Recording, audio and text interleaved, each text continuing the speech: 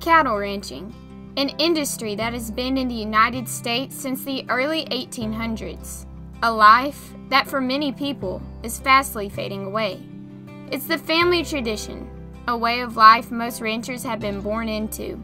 But statistics show that the average age of cattle ranchers in the United States is 57 years old, and a reflection of the fact that fewer of the younger generations are choosing to stay in the family ranching business. A question is lingering in ranchers' minds. Without the participation of the next generation, what will happen to the future of the ranching industry?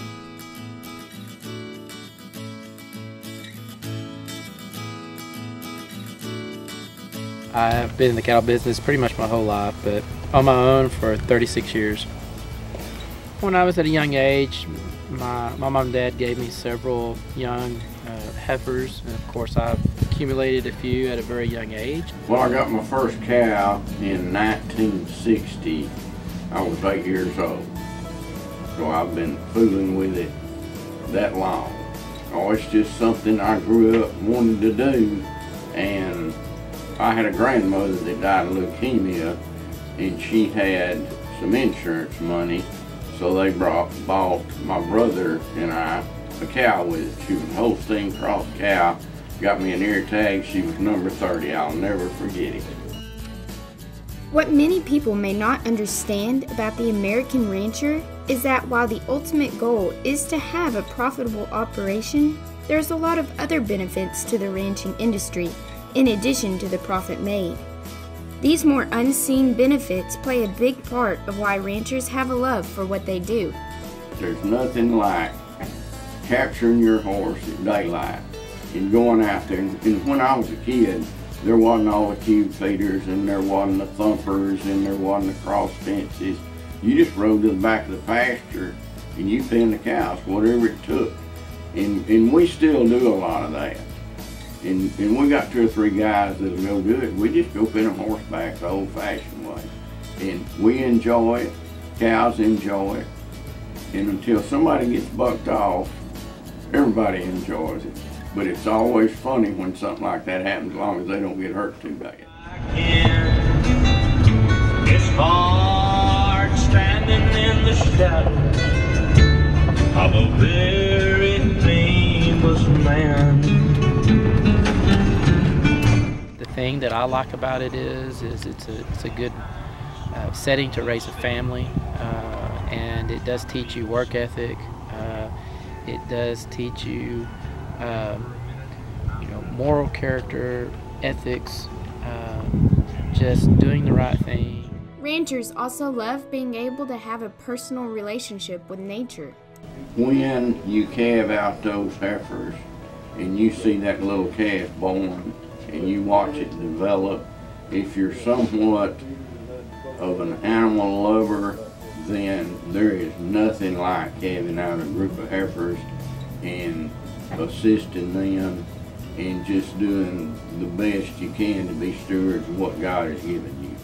But, just really tending to them and having the best environment for them, being good stewards of the soil, being good stewards of the land, and getting the maximum out of them that you can, and taking care of them. Around from town to town, I have a lot of dads, fans, and friends come around. They say I know Hank would be proud of you if he were here today. Mr. Katz has taken his love for agriculture and has invested in his local community by opening a feed store in 1975. With every passing year, his store continues to grow and serves as a one-stop shop for all farmers, ranchers, and community members in Freestone County. Well, it was started in 1975, and it's just been a slow progression, one day at a time, one deal at a time. We started out with a 40 by 60, and then from there we just little at a time, little at a time, little at a time grew it. And the people of this area is what's made it a success.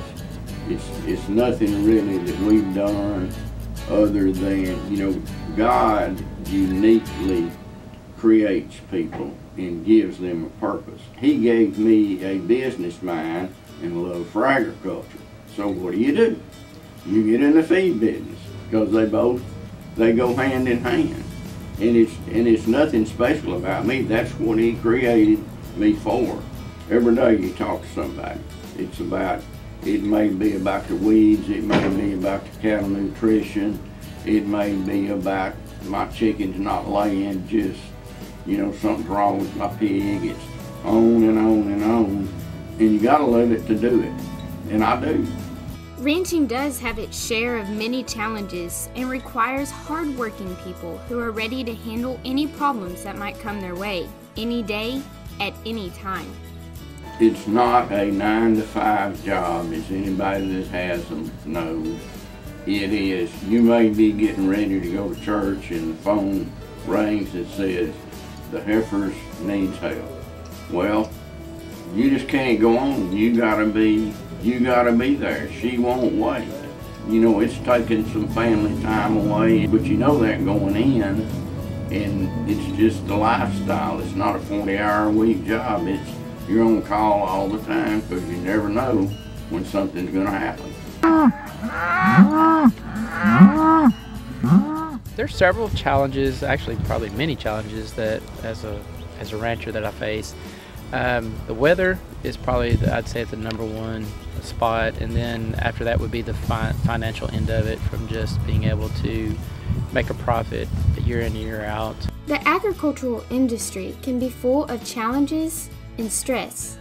One of the biggest worries facing ranchers today is the lack of interest in ranching from the younger generations. I've always had a little concern over the years with, who's going to take on, the farming and ranching in the future. I think there's the interest. I think the problem is that there's just not as many people, young people, that want to really get involved in it from the standpoint of what they see financially they can make from it all. And it is a lot of difficult, hard work.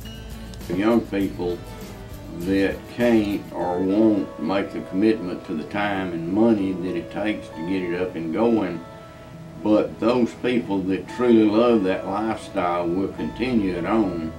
And if we don't do it and we don't pass on the love of that to the next generation and the next generation, the corporations will end up owning the land, and you won't buy a $4 or $5 hamburger when that happens.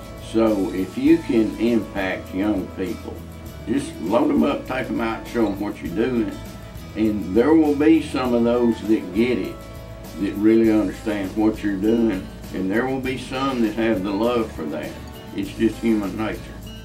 Even though the average age of ranchers is increasing and it's a high labor-intensive business to be in, the hope is that those who have a passion for the industry will find a way to be involved in raising beef cattle and continue a lifestyle that is deep in tradition and rich in history for generations to come.